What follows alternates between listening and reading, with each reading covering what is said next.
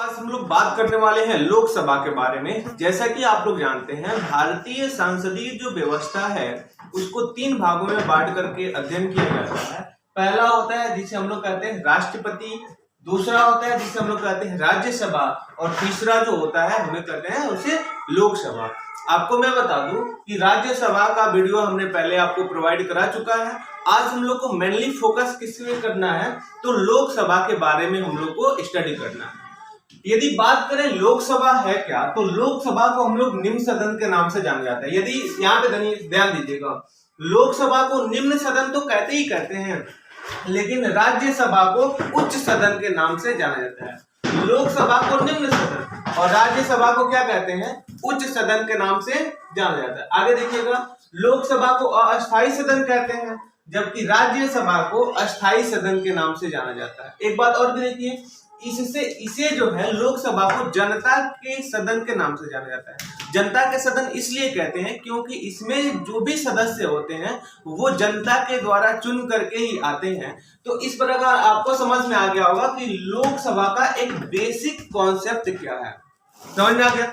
अब आगे समझिए कि लोकसभा की जो सदस्य होते हैं वो कितने होते हैं और इनकी रचना क्या होती है। यदि बात करें लोकसभा में सदस्य कितने होते हैं और सदस्यों की व्यवस्था क्या होती है, कितने सदस्य किस तरीके से वर्क करते हैं, तो आपको मैं बता दूं कि जो लोकसभा में सदस्यों की संख्या होती है वो 550 होती है, जो कि जनता के द्वारा चुन करके आते हैं। जैसे जनता के द्वारा जो चुन करके आते हैं उनकी संख्या कितनी होती है, 550 होती है। लेकिन जो 2 सदस्य होते हैं, 2 सदस्य ऐसे होते हैं जिनकी चुनाव खुद राष्ट्रपति जी ही करते हैं। तो आप यहाँ पे समझे होंगे कि 550 जो सदस्य हैं वो जनता के द्वारा चुन करके आए हैं, लेकिन जो 2 सदस्य हैं वो खुद उनकी चुनाव कौन करते हैं, राष्ट्रपति जी करते हैं। इस प्रकार से देखा जाए तो लोकसभा में पूरे सदस्यों की संख्या कितनी हो गई, तो 552 हो गई। इतना बात याद कर लीजिएगा। टोटल यदि संख्या की बात की जाए तो 552 होती है। यदि बात किया जाए कि कितने जनता के द्वारा चुन करके आते हैं तो 550, और 2 सदस्य ऐसे होते हैं जिनकी चुनाव कौन करते हैं, खुद ही राष्ट्रपति जी ही करते हैं। थोड़ा सा यहाँ पे देखते हैं कि ये जो 550 सदस्य जो हैं ये कहाँ से आते हैं और कैसे कैसे होते हैं। थोड़ा सा देखिएगा, यहाँ पे जो भी सदस्य 550 आए हुए हैं, देखा गया है कि इनमें से 530 सदस्य खुद ही राज्य से आते हैं। ध्यान रखेंगे, 530 सदस्य जो होते हैं खुद ही ये कहां से आते हैं, तो ये राज्य से आते हैं। लेकिन 550 में से सिर्फ और सिर्फ 20 सदस्य जो होते हैं वो केंद्र व केंद्र शासित प्रदेशों से आते हैं। देखिएगा, 550 में से 530 सदस्य कहां से आएंगे, राज्य से आएंगे, जबकि 500 से सिर्फ और सिर्फ 20 सदस्य जो होते हैं वो केंद्र शासित प्रदेशों से आते रहते हैं। इतना बात आगे समझ में। आगे देखिएगा, ये जो 530 सदस्य हैं इनकी वर्तमान में संख्या देखा जाए तो वास्तव में 530 ही है। ध्यान दीजिए एक बार, ये जो 530 सदस्य हैं जो राज्य से होंगे, इनकी वर्तमान में भी संख्या कितनी है, 530 ही है।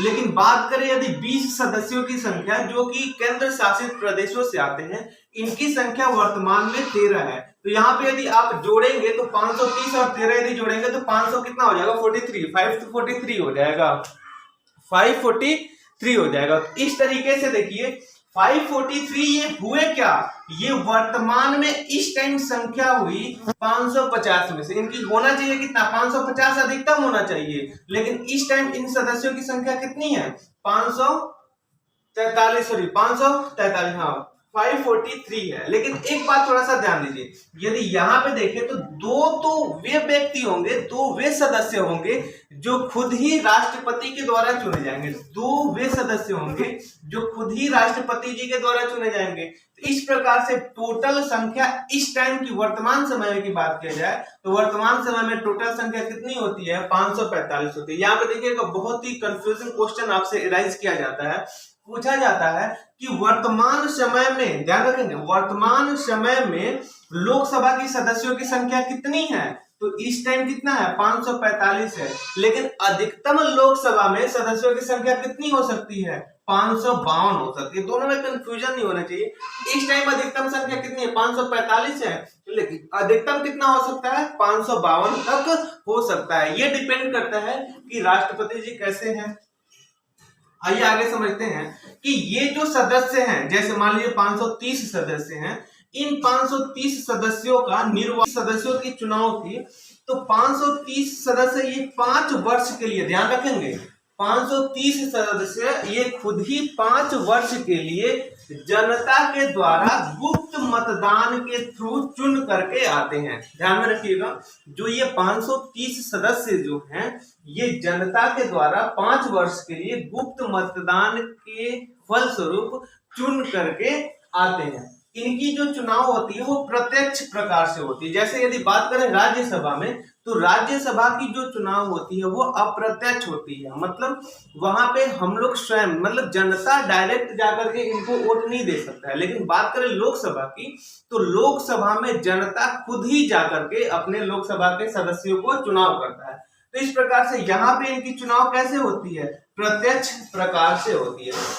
आगे देखिए, यदि बात करें कि इन सदस्यों का चुनाव हो रहा है, तो इनको चुनाव कौन देगा?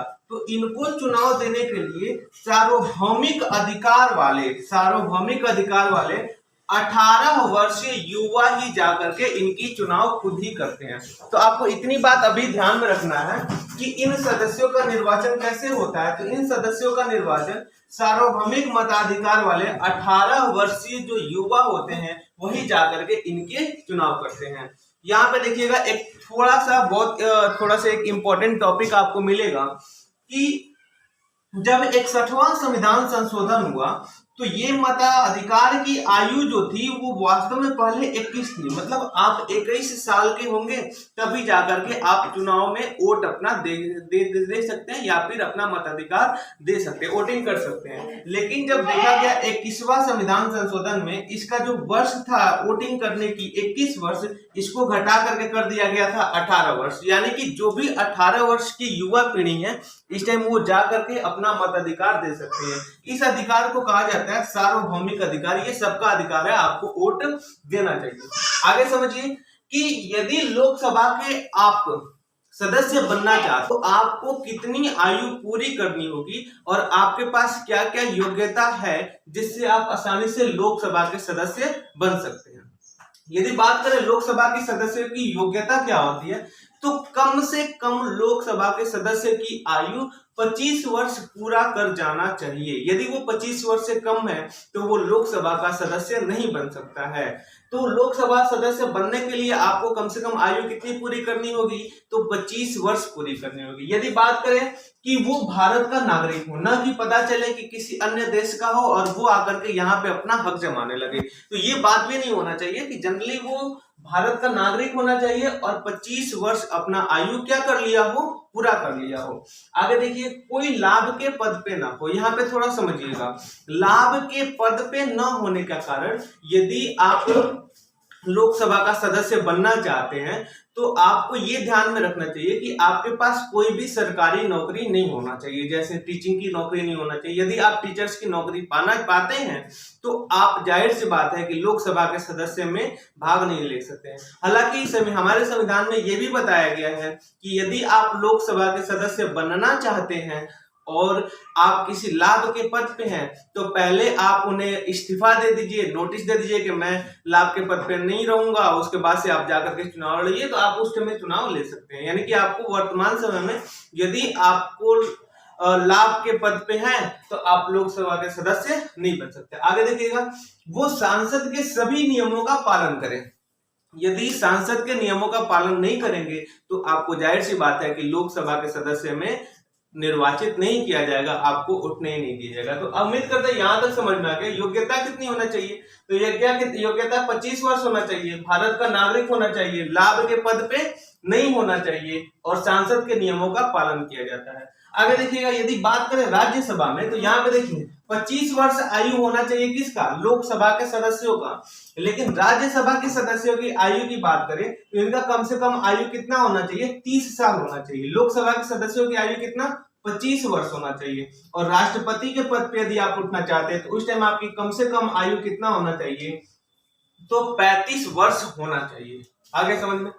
आगे देखिए, इनकी यदि कार्यकाल की बात की जाए तो कार्यकाल जो लोकसभा के सदस्य होते हैं जनरली देखा गया 5 वर्ष होता है, लेकिन आपको मैंने पिछले वीडियो में समझाया था कि जो राज्यसभा के सदस्य होते हैं उनका कार्यकाल कितना होता है, 6 वर्ष का होता है।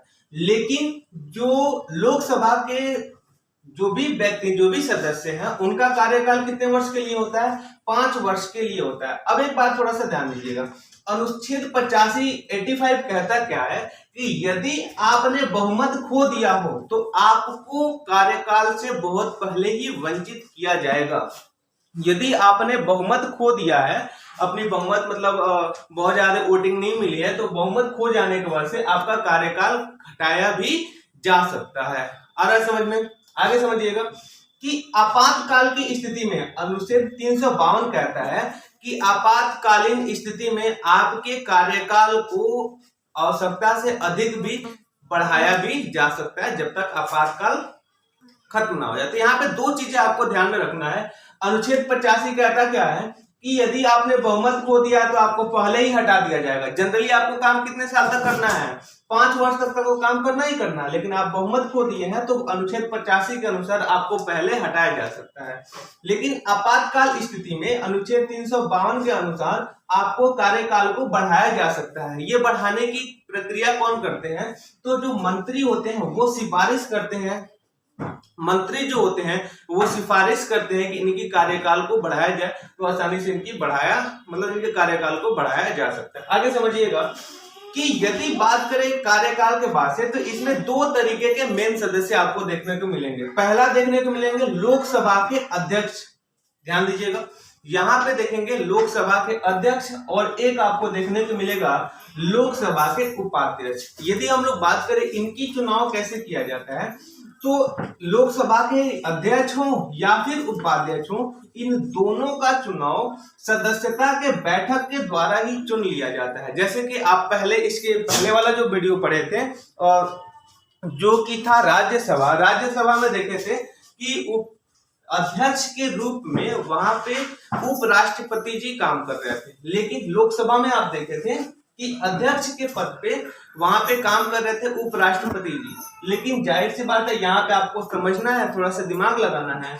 कि लोकसभा का अध्यक्ष हो या फिर उपाध्यक्ष हो, ये दोनों लोग उस सदस्य के बैठकता से ही लेकर के चुन लिया जाता है कि कौन कौन सदस्य होंगे मेन, जो कि अध्यक्ष और उपाध्यक्ष के पद पे काम करेंगे। आगे देखिएगा, अनुच्छेद 93 से देखेंगे 97 तक, तो बात की जाती है इनकी शक्ति के बारे में। अब देखिए यहाँ पे थोड़ा सा इनका मेन शक्ति क्या होता है, मेन काम क्या होता है, धन विधेयक